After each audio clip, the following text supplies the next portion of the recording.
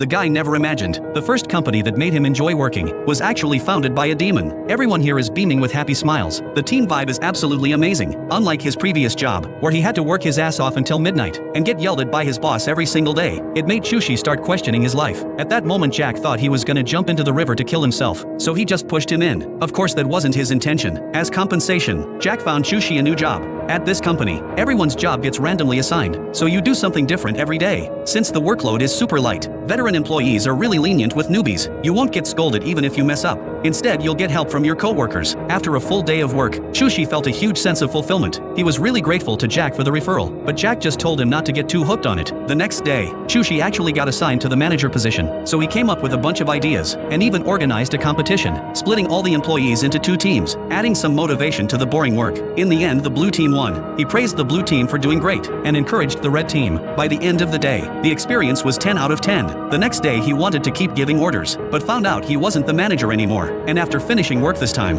Chushi started feeling a bit dissatisfied because there were clearly better ways to improve work efficiency. This was just way too easy, but the boss thought this was good enough. Before long, Chushi was finally selected as manager again. This time, he ordered everyone to finish the task an hour early. Some people objected, but he shut them down with his manager authority.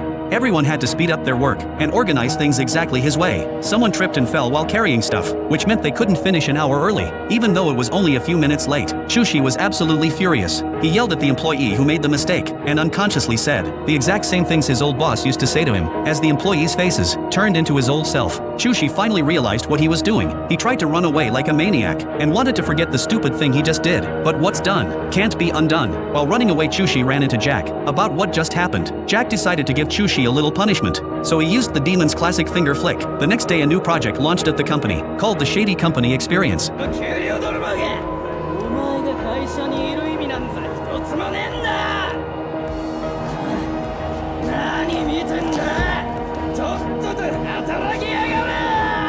That's all for this episode. The protagonist was originally an exploited ordinary person, but he became even worse after gaining power. It tells the story of how the Dragon Slayer becomes the dragon. As a manga from 50 years ago, this plot was way ahead of its time, and it still holds up even today.